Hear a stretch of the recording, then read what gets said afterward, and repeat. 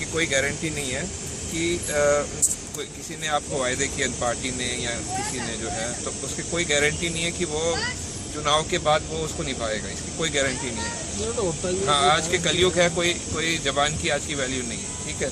तो उसी के कारण जो है हमने एक प्रपोज किया राइट टू रिकॉल का, ठीक है।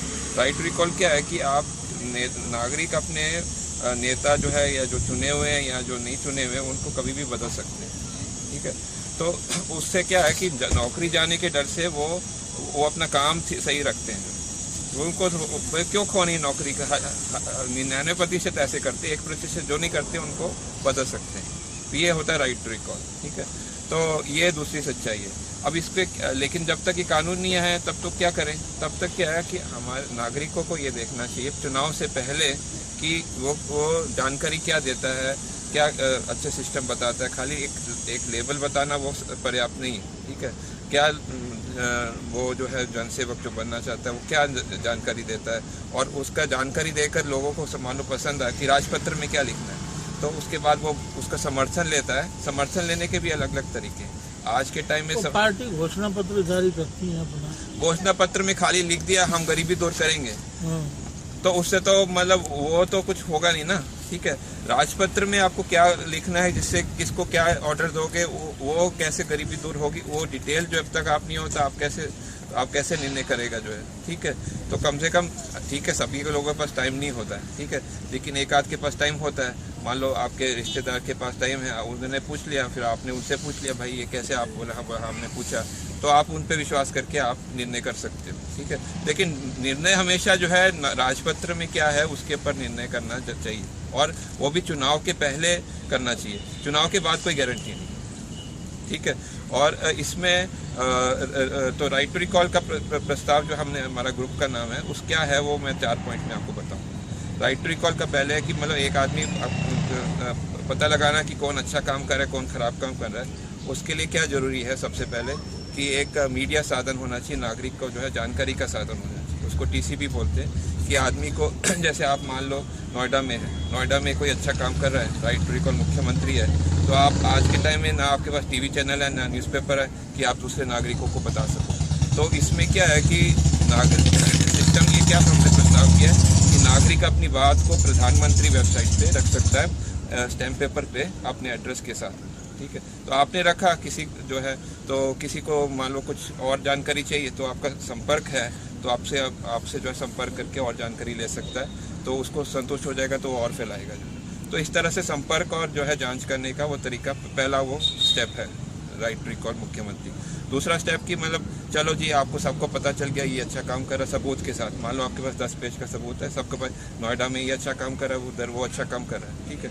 आपने ये निर्णय कर लिया कि हाँ ये मुझे इसको व्यक्ति को करना है, तो वो कुछ उम्मीदवार जो है वो रजिस्टर हो सकते हैं, उनका नाम जो है मुख्यमंत्री प्रधानमंत्री वेबसाइट पर आ जाएगी।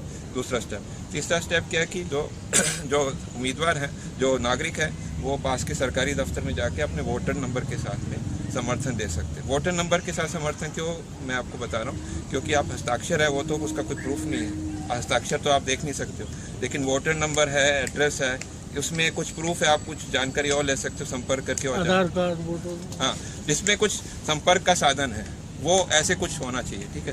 तो वो अपना वोटर नंबर, वो अपने दफ्तर में जाएगा, बोलेगा मुझे ये चार कैंडिडेट को सपोर्ट करना, बोलेगा अपना वोटर नंबर दिखाओ, वो दिखाएगा, चेक करेगा वोटर लिस्ट में है, और वो अपना वो बोलेगा यहाँ पर 2 उंगली रखो, वो स्कैन करेगा, भाई दोबारा तो नहीं आ रहा है, तो वो पता चलेगा हाँ ये दोबारा नहीं आ रहा है, ये सही, तो उससे बोगस वोटिंग नहीं होगी, तो वो आ गया। और ये तीसरा स्टेप है, तो उसका नाम जो है वोटर नंबर के साथ समर्थन आ जाएगा, इस आदमी के जो है ये कैंडिडेट ए है, बी है, सी है, इसके इतने समर्थन है। चौथा की प्रश्न आता कि कौन नया व्यक्ति जो है वो मुख्यमंत्री बन सकता है, जैसे राइट टू रिकॉल मुख्यमंत्री, जिसके 2% जो है ज़्यादा समर्थन आज के मुख्यमंत्री से, मान लो 15 करोड़ है, और उसमें से 12 करोड़ मान लो हमने वोट किया है, और जीतने वाली पार्टी का जो है उसका मान लो 4 करोड़ है, ठीक है, 4 करोड़ समर्थन है। तो अब 15 करोड़ के 2% होते हैं कि 30 लाख, तो 4 करोड़ प्लस 30 लाख अगर किसी व्यक्ति के पास समर्थन हो जाए